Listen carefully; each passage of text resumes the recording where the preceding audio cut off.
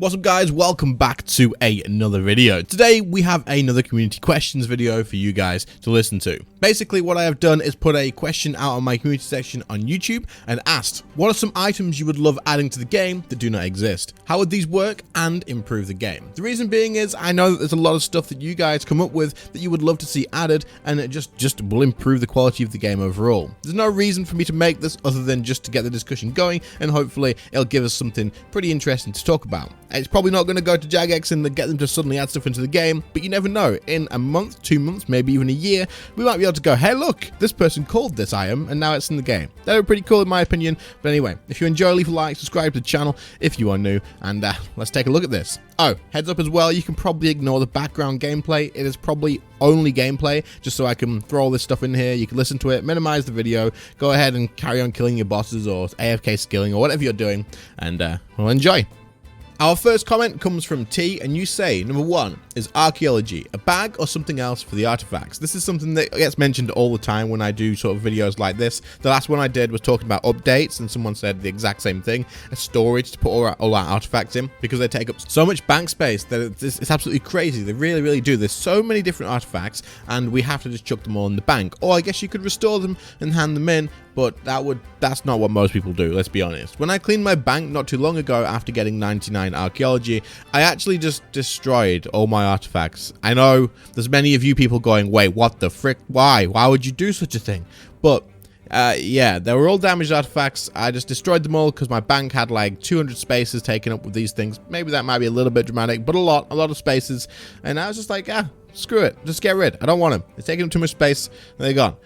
And of course, that's a lot of wasted XP. It would have been nice to have a little bag or even a storage crate like we do for materials, maybe next to the materials, and we could just put it all in there. That would be incredibly convenient, and it'd be next to the materials at the restore bench as well. I think that'd be pretty good. What do you guys reckon? Anyway, the next one you said was woodcutting, a tier 80 and tier 90 hatchet. I didn't even think about this, but we don't have any tier 80 or tier 90 hatchets. We stop, I believe, at tier 70. Tier 71. The crystal hatchet is level 71. It's a level 70 hatchet, but it requires level 71 woodcutting. That makes sense. And yeah, that's the best one we have. So obviously, it would make sense to have this upgraded to a tier 80 and then a tier 90. Even like an elder rune hatchet or something would make sense in my opinion, but it is strange that we don't have one. Now, I know that a lot of people would want this to increase the rate that you can finish woodcutting to 99 or maybe 120 or 200 mil. So I don't know. Maybe there's a woodcutting rework coming along at some point. Can you really rework woodcutting? You're cutting down trees. I don't know. Maybe a tool rework or something like that would definitely be fitting. As for combat, you said, where is the God book from Zamorak? This is my personal favorite. I really like the new books. So I guess the reason we don't have a Zamorak God book is because, well, we already have a Zamorak God book, in my opinion. I don't know. Everybody asks this question. I always seem to say the same thing. We already have a Zamorak God book, so I guess they couldn't just throw another one in. But at the same time, it would have been pretty cool to see another design of this. Maybe a stronger, upgraded version of the current one, the AoE damage or something. But then I guess we've got the Wen book, so I don't know. What do you guys think? With that being said, let's move to the second one. This next comment comes from Mythical Entity, and you say, free-to-play capes. Initiate Combat Cape, level 50 in free-to-play combat skills and Dragon Slayer completion. Initiate Max Cape, level 50 in all free-to-play skills. Initiate Quest Cape. Complete all free-to-play quests. Then introduce an epic new Grandmaster quest with all these requirements that rewards the player with an untradeable bond. Long-term goals for the early game would be awesome for all types of players. So there's some really cool ideas in here. And in all honesty, I genuinely do think, especially since Jagex came out and said they are struggling with new players, and they're the reason the fresh start worlds or whatever is to get new and returning players back to the game. Maybe we should add some, like, you know, useful things for free to play to be able to make it more worthwhile playing. But then also, I really like the idea of adding in the untradeable bond to give people an easier access into the game, just to give them a taste. Like, you don't need to give them it forever. You don't need to pay for their subscription forever, of course. You're going to lose money on that. That's not what you want to do. But giving them an untradeable bond gives them 2 weeks as a free trial into the members game. And then you get them hooked. You just get them hooked at that point, and then they'll pay. They'll pay for it, or they'll continue to buy bonds with in-game gold, which then just increases the demand for the bonds, and then eventually you guys make more money as well.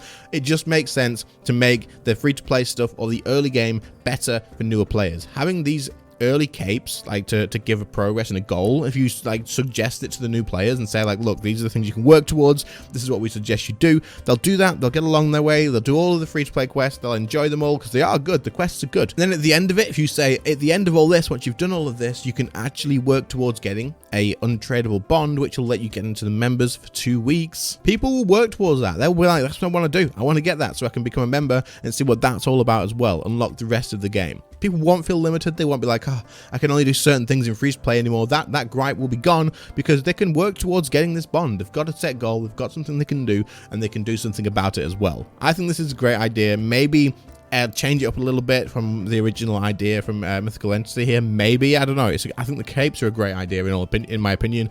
Maybe, I don't know, maybe you wouldn't do an epic grandmaster quest or something because that's a lot of work. Maybe you could literally just be, once you've got all 3 of those capes, you can combine them maybe or something, and you can get yourself that untradeable bond, or you just get it anyway. I don't know, something along those lines I think would be good for the game. And if it's all about bringing new players back and keeping them playing and getting them hooked, this would be a great idea in my opinion. What do you guys think? Jonathan says, bless flasks of different colors to store many doses of overloads, spiritual prayers, adrenaline renewals, and with a tiny counter on top to see how many doses we still have. Now, at the moment, I really don't have any interest in making myself a blessed flask. It's just for prayer potions, right? Or you can use the super prayer potions or whatever, and that's all you get out of it. Now, this is great for mages because you use Calgarian Demon. You don't need spiritual prayers, but at the same time, you kind of can just bring 2 restore flasks to most encounters, and it's really not a problem. The blessed flask comes in incredibly handy for the people who want to use a ton of switches, don't want to use up the inventory spaces. I believe melee people use it quite a lot as well. These are like things that are really like helpful in those situations, but for me personally, there's not really much use. However, I would be absolutely all for an option to use this on overloads, spiritual prayers, adrenaline renewals, all this sort of stuff, and just absolutely fill the living crap out of it and make it just stay in one place. That'd be great. I don't see a problem with this as long as you have to use, of course, the actual potions to fill it up, which you do anyway.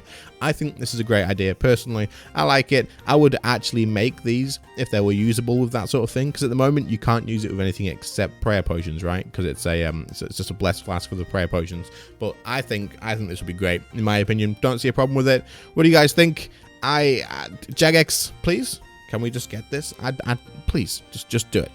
This next one probably gonna be pretty quick. Onyx says charm bag. Kind of annoying that there's a spirit gem bag and a seed bag and a herb bag and a clue bag, but God forbid I want to keep my charms, I instantly lose 4 inventory spaces. This is fair enough. I don't see a problem with this either. I think if there's a place that you can combine all these charms in together to store them away, then well, that's absolutely fine. But I agree, my bank, I mean, it's only 4 spaces in my bank. It's not the end of the world, right? But hey, if you're doing Slayer, having a charm bag would definitely be pretty cool. Like I say, again, I don't really see a problem with this, adding it to the game. I just want to make clear, by the way, I know that these might not be as easy to code in as I'm making them out. We're just talking about this theoretically.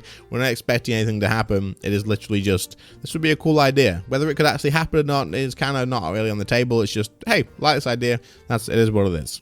So here is one that I actually gave an example of, I think about a year ago now, when I did something similar to this as well. And I gave the example of magic on notepaper. Now you may have come up with the same thing in just a different way because you've put with a better name. And I actually said unmagic notepaper at the time. So I really like this idea, but you would have to sort of limit how it works. Someone commented below this and said, yeah, well, what if you took 1,000 primal feasts, noted, and then take 1,000 magic on notepaper with you? You could then just live in a boss forever. Like you could out eat everything. You've got all the food you could ever need, and this is actually a thing. And I can absolutely agree, this would be a little bit broken. So you could limit it so it doesn't work on food. You could limit it so it doesn't work on like potions and stuff, and have it so it only works on things like supplies when you're doing like crafting, or when you're doing, say for example, I don't know, you can use it on raw food, you can use it on ores and stuff, which doesn't matter too much anymore because you can put it in the ore bank. But if you could unnote stuff by using the same sort of paper as magic notepaper as well, or maybe magic notepaper has 2 uses, you can either use it and then it notes it and then use it again and then unnotes it. That would be really cool in my opinion, as long as it was limited to not be absolutely broken as hell. But I think this is a cool idea in my opinion. What do you guys think? Robert K says, hybrid armor set that focuses on AFK Slayer or creature camping. I remember the days where a lot of Slayer was just done in proselyte armor because the prayer bonus was all you really needed out of armor. Similar concept, but with modern set effects correlating to how many pieces you're wearing. Perhaps some being a reduction in the cooldown of AoE abilities, an increased range of area loot, increased timer on potions which could replace or stack with incense, all with a hefty prayer bonus to allow you to camp in one place for an extended period of time. This would be pretty cool. I don't really do Slayer anymore, but I can see why this would be appealing to many people, and I like the idea of like the reduction of cooldown of AoE abilities for a Slayer task as well. I think that'd be cool, even if it's only 10%, like 10-15% or something like that. I think this would be really cool. It would speed up the task quite a lot. It would make it a lot easier. Increased area loot and stuff. These are really good ideas that you could put into there, and I don't know how you would get this armor as a drop, or whether you'd unlock it or all that sort of stuff, or craft it, but I really do like the idea, and I think that it would be a great addition to Slayer in my opinion. Though at the same time, then I guess because it's hybrid, you probably wouldn't ever use a different armor set, and then you would run into the whole idea of like people swap for Slayer, right? So if you're going to go do a task, it might be better to use melee somewhere, it might be better to use magic somewhere, unless it's changed these days and it's just better to use magic because of greater chain. I don't know, you guys will have to let me know, but I don't really do Slayer, but I still think this would be pretty cool. I think it'd be cool.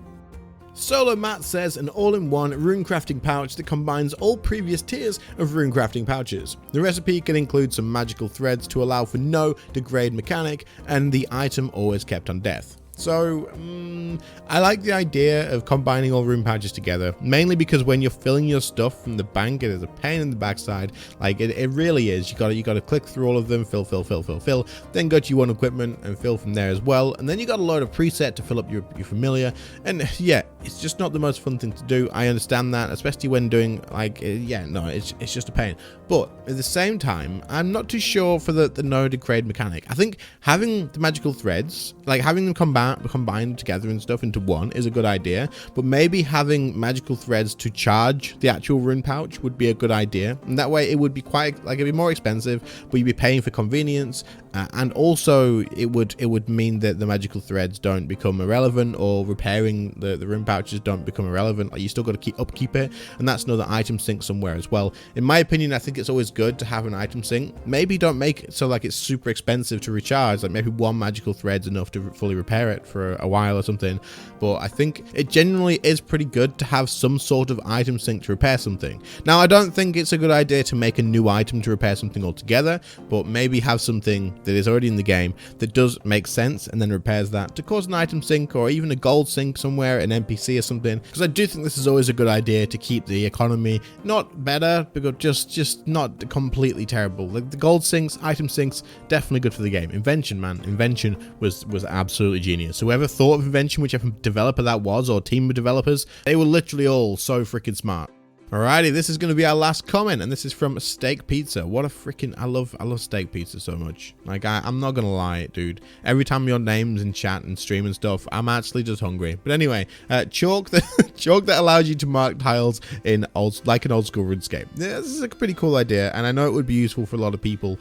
I think, does Alt 1 have something for this? I really don't know for sure, but something tells me Alt 1 may do something like this, or I don't know. Again, it could be a thing, it might not be, but I know Alt 1 does overlay things. So if so, then maybe that's the way to go.